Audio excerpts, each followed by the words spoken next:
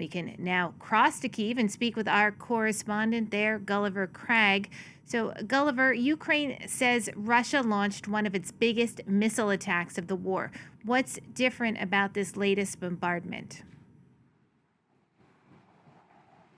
Well, one of the differences is the intensity of it, because around 30 missiles were fired at Kyiv in the space of half an hour. So it's like one a minute. So in terms of intensity and how terrifying it was, this was certainly unprecedented. I'm standing in one of the worst hit areas, Lukyanivka, which has often been targeted by Russia in the course of this war.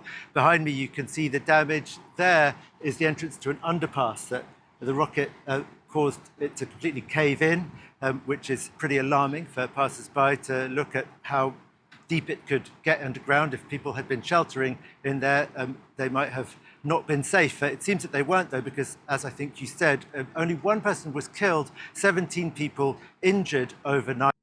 Although residential buildings were damaged, none of them took a direct hit. The direct hits seemed to be targeting industrial sites, warehouses in particular, overnight. What's also interesting is that according to the Ukrainian Air Force, they did manage to shoot down 17 out of 25 ballistic missiles. Recently, they had been failing to shoot down any ballistic missiles and saying that this is because they didn't have the necessary PAC-3 ammunition for the Patriot air defense system designed by the Americans. So I suppose we can conclude that they got at least something of a restock for that, though nobody has confirmed that expressly. There was also a strike, we've been learning today, on Kharkiv, where 3 people were killed at a postal depot that was hit there.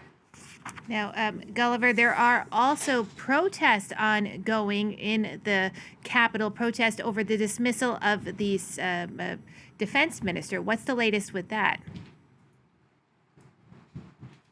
I'm told that people are already gathering on Ivano-Franka Square in the center of Kyiv, but the scheduled time for the protest is 8 p.m. local time.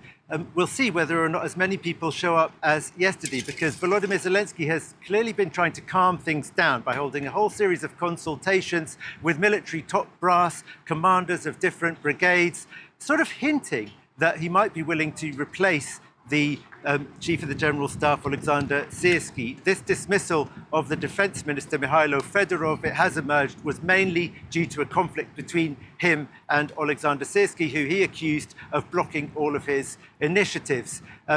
Now, Ukrainians have got some hope that the president is going to act, and he has promised to act, but he hasn't actually said at all that he is planning to Syrsky, and some commentators are saying that that would be extremely difficult for him to do, very complicated, because the rest of the general staff, many of them are close to Syrsky, would leave with him. It's clearly dangerous to change horses in midstream, and the president himself and his advisors have been saying we're going to do something, that this is going to take time. I suspect that there are a great many protesters who think that that is simply not enough, but some may be feeling that they do need to be, of course, careful, playing with fire by demanding and so strongly criticizing the head of the armed forces at such a difficult time for the country. Gulliver, thank you so much for keeping us updated. That's Gulliver Cragg reporting there in Kyiv.